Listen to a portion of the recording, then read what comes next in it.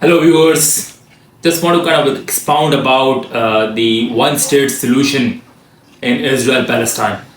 You see, if you look at the current map of the landmass which is known as Israel and Palestine, you see all the UN mandated lands which were designated to Palestinians are now almost overwhelmingly settled by the Israeli settlers.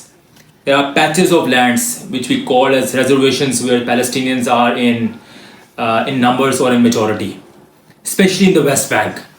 With that kind of patchiness, with that kind of sparsity, it would be almost impossible to kind of form a viable state for Palestinians.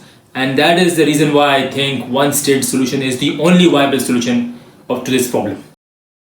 The myth of the Iron Dome.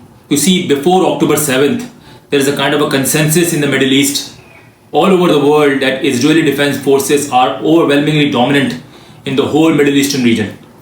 Israel, with its overwhelming victories in 1948, 56, Arab-Israeli wars of 1967 and 73, gave it a kind of a view that Israeli forces is basically too overwhelmingly dominant on the Arab armies and overall in the Middle East. But after October 7th, and especially in the last 2.5 months, in this brewing tensions between Iran and Israel, the Iranian rocket technology and missile technology has completely shattered this dominant view of Iron Dome in the Middle East.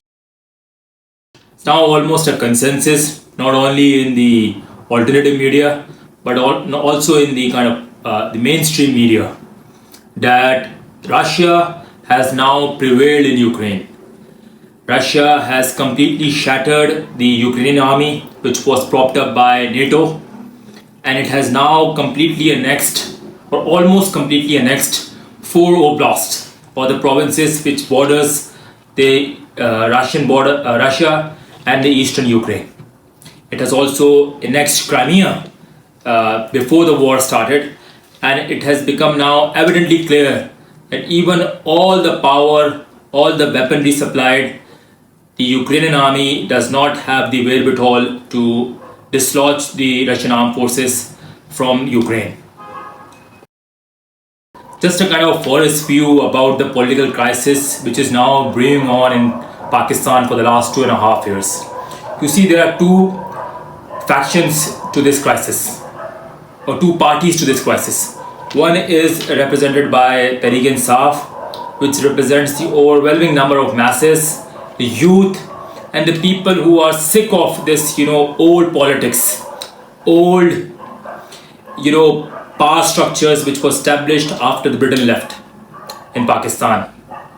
And on the other hand, basically, there are two these political parties which represent the past of Pakistan, represented by Muslim League Noon, People's Party, bureaucracy, entrenched bureaucracy, and the security power structure. These two structures are basically kind of loggerheads for the last 2.5 years in Pakistan.